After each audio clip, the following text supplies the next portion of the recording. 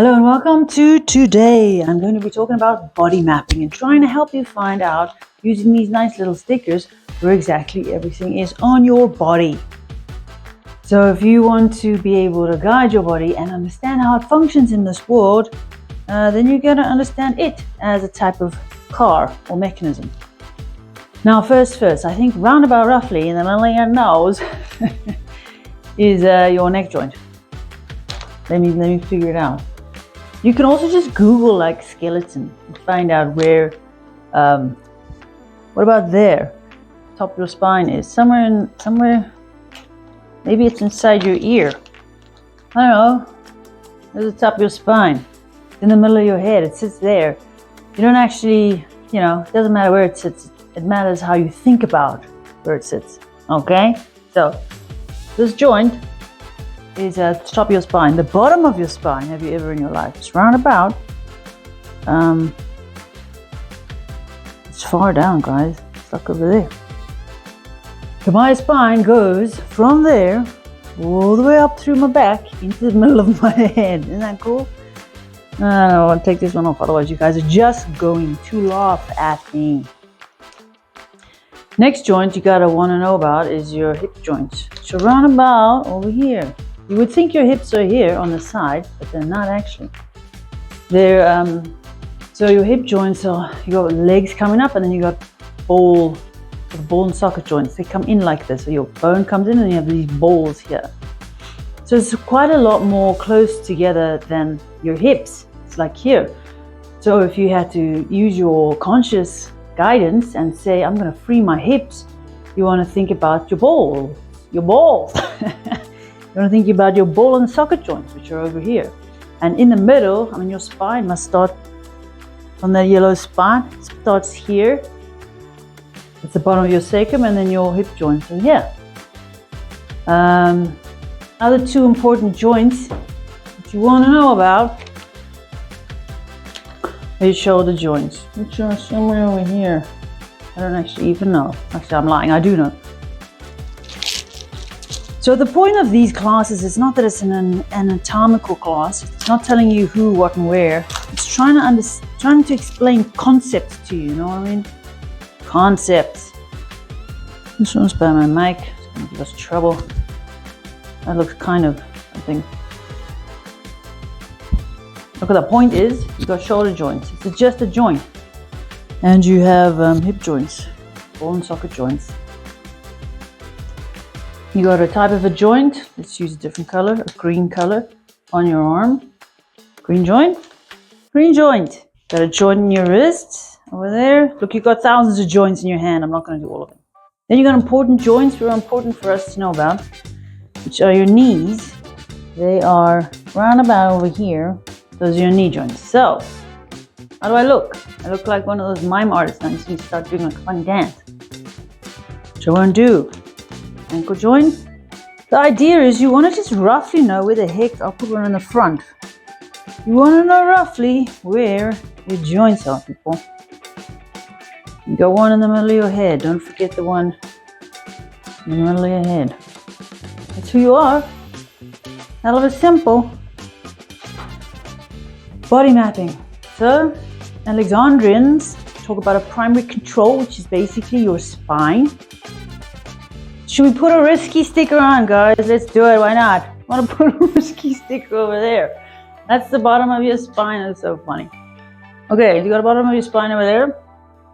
It's going all the way up into the middle of your head.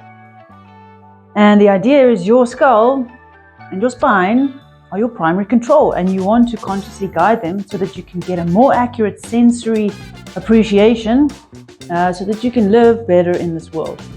So from here to here, from here to here is a lengthening spine. So you want a free neck, quiet. I'm noticing what I want to do with my body. I'm noticing my body. I'm saying I'm not going to do it. Inhibition and direction. I will elaborate on those in my next video. Inhibition, stop. Notice, where am I, who am I? Then you want to consciously direct, not physiologically put in any work. You want to consciously, with your brain, say, I allow my neck to be free. My nose. I allow my neck to be free. This whole part, I allow it to be free so that my head can go forward and up. Neck free, head forward and up. Not back and down, squashing your spine like this, pulling your shoulders up, pulling your knees in. You're going to stop. You're going to go, allow my neck to be free. Use your brain. Allow my head to go forward and up. Don't try and do it. Must think it. So if you think it clearly, you'll experience something in your body. It will be happening, but it won't be you doing it. It'll be the energetic directional force going through you, allowing and sustaining and supporting your head to go forward and up, supporting your back to lengthen and widen. These are peripheral, hips free, so that your knees can go forward and away. So the spine's lengthening up off the hips are free, and the knees are lengthening forward and away, slightly apart sometimes from each other. Shoulders are free. Where are they? Over here. Shoulders are free so that your arms can lengthen to the fingertips. It's very simple skeletally, actually, to think about it. You have ball and socket joint in the middle of your head. You got shoulder, ball and socket joints, and you have hip, ball and socket joints, and then you have the end of your spine. Knees and ankles, wrists, and elbows are not ball and socket joints, but they are joints nonetheless. And the thing about joints is they want to be free. You don't want to be pulling your hips, your knees up into your hips. You don't want to be squashing your head back down to your spine. You want to be pulling your shoulders into each other. So all of the joints in your situation, it's like Pinocchio. We are like puppets. We want to have these free joints, and we want to have direction inside the flesh of the body. So thinking of a free shoulder and the arm lengthening away into the fingertips is a way of putting energy and direction and intelligence into your arm. And that's also funny how you can build tone. You don't even have to go to the gym. You can just sit in your chair, be very quiet, think neck free, head forward and up, back to lengthen and widen, shoulders to be free, arms to lengthen to the fingertips, hips to be free, knees to go forward and away. And try do that for 10 minutes, like properly stopping, looking around and going, I'm just going to think these things. I'm not going to try and do them. I'm not going to try and free myself and pull myself up. I'm actually going to quieten down and think these. Never mind 10 minutes, do it for 4 minutes. Do it for 4 minutes, man. I can guarantee you will be like using your muscles and working in a nice free gym session there for yourself. A little bit of movement sometimes helps to not kind of get stuck in your thinking. So you can move in your chair, you can move as you stand, but you want to be able to. You'll figure it out. You start playing with yourself. You'll figure it out once you start figuring it out. Free joints, sustained and directed muscles. Anyways, so it's an important thing to have an idea of who you are and to accept that you is your body and your brain at the same time. That's how you respond to life, using this pattern that you have gotten from your parents or from yourself. So, just to remind you, psychophysical mechanism, brain connected to the body, sensory apparatus, conscious control. That sounds so heavy, but it's not. I mean, we in the beginning consciously control it. Bugger it, we got to brush our teeth every day, or you got to do your math sums, or you got to go to work, or you got to go and service your car. I mean, those things are things that we choose to go and do.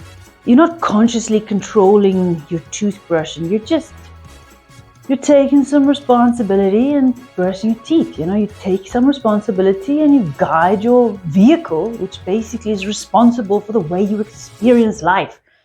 And if you take it into your own hands and you become aware of it, it's liberating, because you can go, I notice that I have this pattern which manipulates me to have this reaction. So I'm going to undo the entanglement, and I'm going to set myself free so I can be like a bird. Not a bird, a human that's free. And this is body mapping. We gotta neck, you got a head, you got a end of the spine, you got hips, you got shoulders, and you should incorporate your body into your life because it is in your life and you're just maybe not aware of it. I don't want to sound like I'm lecturing, but hey, somebody's got to tell you. What can we say? What can we say? Have a nice day. I shall see you again. Please leave me some questions, remarks, and if you don't understand what I'm saying, just keep listening. Eventually it'll sink in and we can all be a bit more happy. And think about it. Think about, you can touch yourself, man. Just go like, here I am. This is my head.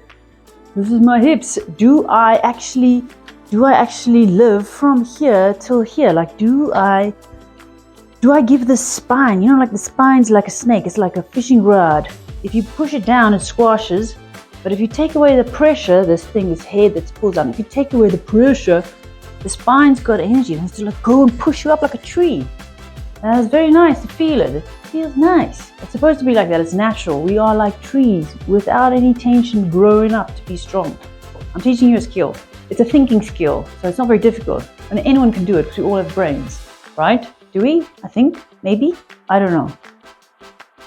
I have a brain. It keeps going and going. Thank you very much for joining. I shall see you again next time. Thank you very much for joining. I shall see you again next time. Thank you very much for joining. I shall see you again next time.